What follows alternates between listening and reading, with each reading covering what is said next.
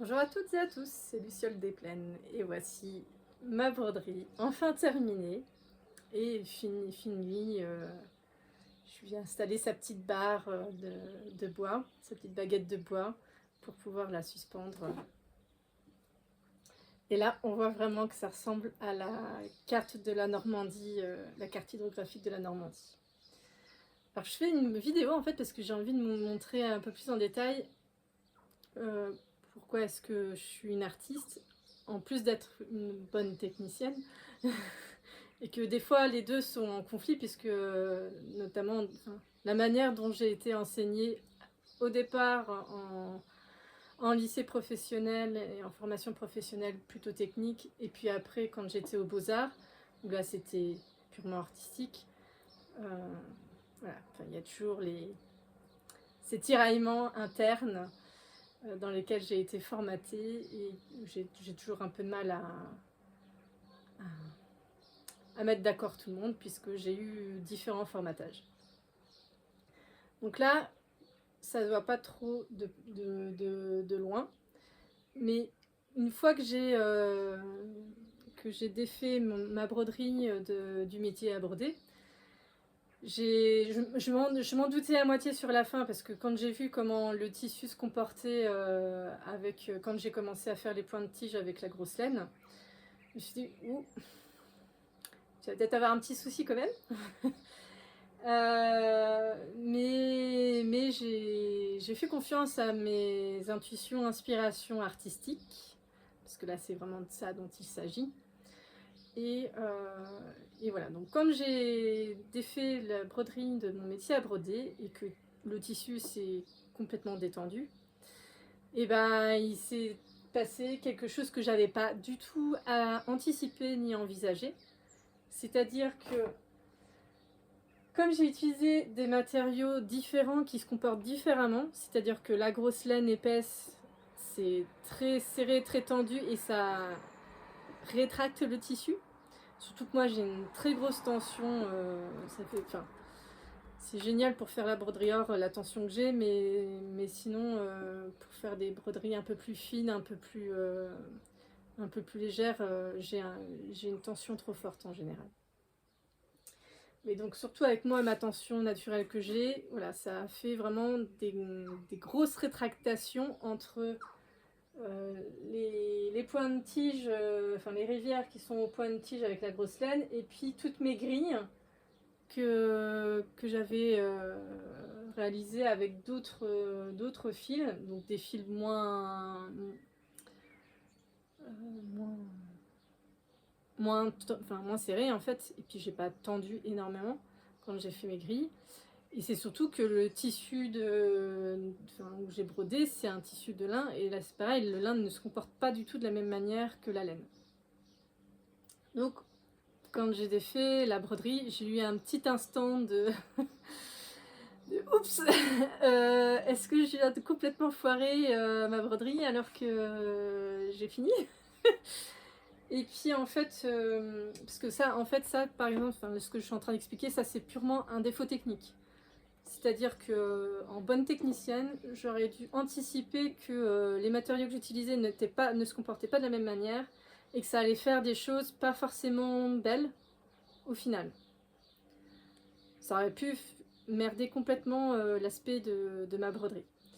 Et donc 60 heures à la poubelle quoi. Parce que donc là il y a 60 heures de travail dessus. Mais en réalité, tout est parfait. C'est là où ça c'est le côté artiste.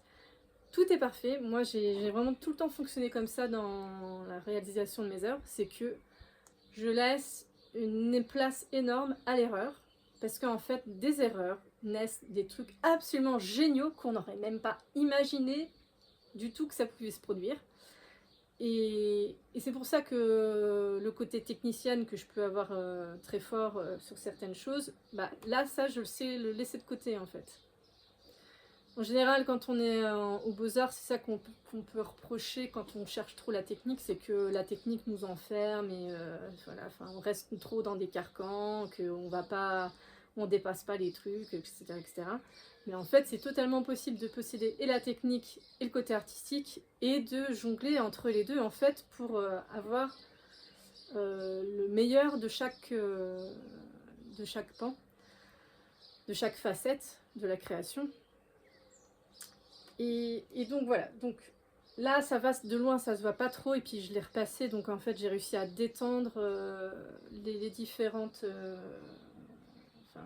toutes les fronces qu'il y avait, donc c'est correct. Et donc quand je l'ai défait du métier à broder, ouais, c'était, j'ai eu un instant de panique.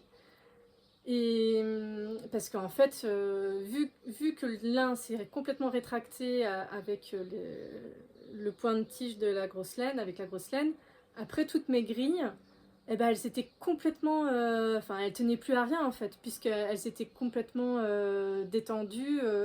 Et en fait, c'est juste parfait comme ça, parce que c'est exactement ça que j'avais reçu comme inspiration, que je devais montrer avec cette broderie. C'est-à-dire que je rappelle ce que j'ai eu comme inspiration, c'est comment l'eau tisse la terre. Et là, en fait, mes grilles qui étaient bien... Enfin, alors elles étaient soit comme ça, soit comme ça, en fait, mais ça restait des lignes droites, parallèles, bon, qui n'allaient pas forcément dans tout le même sens, mais ça restait des droites, voilà, enfin, qui se croisaient. Et alors que là, en fait, ça fait des vagues partout. Et ça fait vraiment comme si c'était l'eau qui tissait la terre. Donc maintenant, je vais essayer de rapprocher pour qu'on voit bien plus en détail. Alors, donc là, on voit mieux quand même les fronces. Si je rapproche là, voilà, là on voit mieux. On voit bien toutes les fronces que ça fait. Et par exemple ici,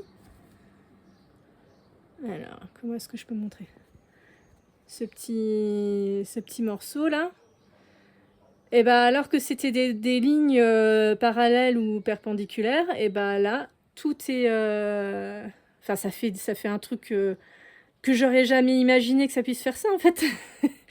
Mais au final c'est parfait, c'est ça les inspirations que j'avais dans la tête à l'origine. Et si j'avais pas su lâcher prise, donc mettre de côté la facette technicienne, excellence technique, si j'avais pas su mettre ça de côté, bah, je serais jamais arrivée à ça. Alors que là, j'ai fait confiance à mes intuitions et à mes instincts artistiques. J'ai fait confiance à l'erreur. Et au final, bah, ça donne vraiment juste ce que, à l'origine, j'avais reçu comme inspiration dans la tête. Voilà. Donc ça fait déjà 8 minutes, donc je vais m'arrêter. Et donc vous pourrez voir cette magnifique broderie au Festival du lin et de la fibre artistique les 5, 6, 7 juillet ou 4, 5, 6 juillet. Enfin, c'est l'un ou l'autre. Voilà.